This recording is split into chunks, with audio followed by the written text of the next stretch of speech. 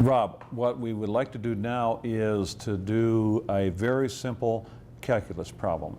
And I want you to illustrate how you would handle the derivative of a parabola. So would you just show us the steps that you would do?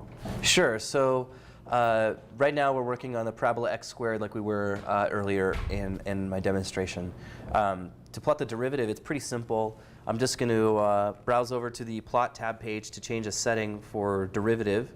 Calculator, source, plot data set 1. And right now my source is data set 1. That's fine. I want to plot data derivative. So plotting the data derivative is clear. I'll check it, and now if I check it or review it, I guess it's now saying the derivative is checked.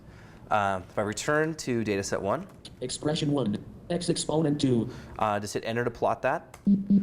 And for the sighted folks, you'll see now I have a straight line of 2x across the screen.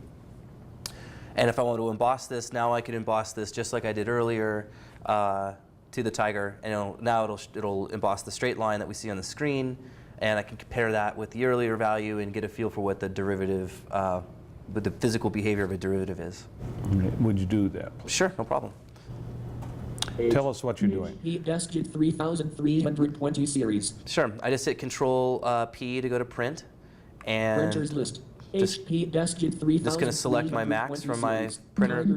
The printer list these are all the printers that Windows has. So I'm just doing some page orientation. Portraits mode. Oh, why is this thing doing that to me? Let's see. Zero.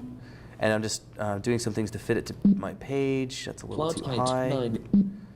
And another thing I can do is I can change my font from a print font for like an ink printer to a Braille font and use computer Braille. So I'm just going to do that here. Font size list 1230. And then I'll print it off. Button expression 1 x exponent 2. And that's it.